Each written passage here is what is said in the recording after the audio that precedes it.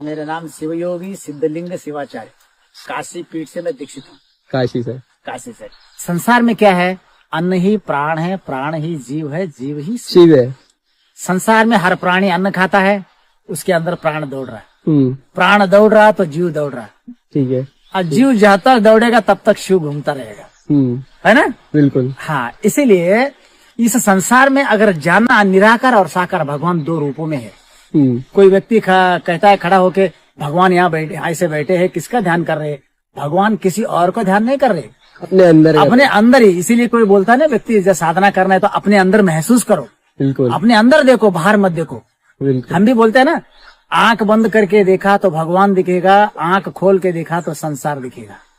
आंख खोला तो सारा संसार दिखेगा, ये दुकान की कान, खाना पीना। अंदर देखा तो भगवान दिखेगा। अंदर सच्चाई है, बाहर झूठा है। हम इस झूठ के संसार से सच्चाई की ओर बढ़ना है। बिल्कुल, है ना? ये इसीलिए हमको भगवान ने 100 साल का उम्र दिया महसूस करने के लिए।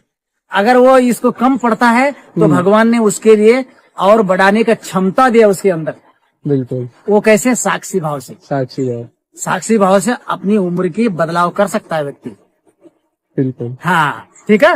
ये कई लोग तुमको बताए भी होंगे। हाँ, ठीक है। हाँ। इसीलिए पुराने साधु संत ऋषि मुनि 200-200 साल 300 साल रहते थे। वो क्यों? वो साक्षी भाव होके जिंदगी जीते थे, इससे इसीलिए उनकी उम्र बढ़ जाता था। बिल्कुल। हम साक्षी भाव से दूर है, इसीलिए हमारे मृत्यु नजदीक आता है हमारे लिए। सूरज है, कहाँ दिखाई देता है? वहाँ दिखाई देता है। हाँ? अगर उसकी प्रकाश की महसूस करना है तो मैं यहीं बैठ के कर सकता हूँ ना, वहाँ जाने की जरूरत ही नहीं है। सही बात है। वहाँ जाने की जरूरत ही नहीं है, तो मैं यहीं बैठ के कर सकता हूँ। वैसे ही साक्षी भाव में बैठ के उस परमात्मा का अगर अनुभूति कर दिया तो उसके लिए और कुछ नहीं इस दुनिया में, बस यही है। बिल्कुल।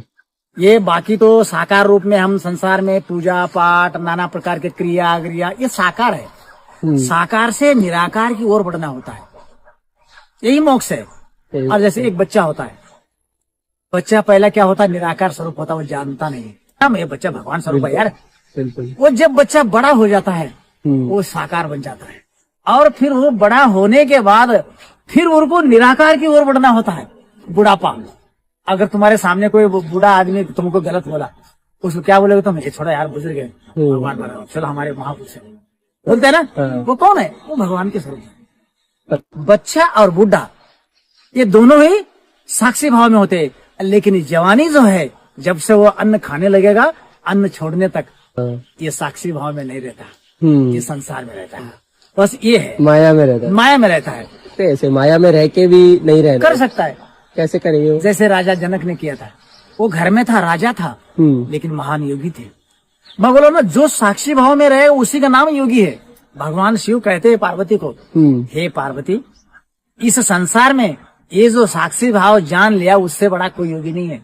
योग करना अलग, ये जो शारीरिक योग वो साकार में आता है, निराकार योग तो बस। कबीरदास कहता है, एक राम है, एक राम है दशरथ का पुत्र, और एक राम है घटघट राम। वो कौन है? नहीं। हाँ, जो सांस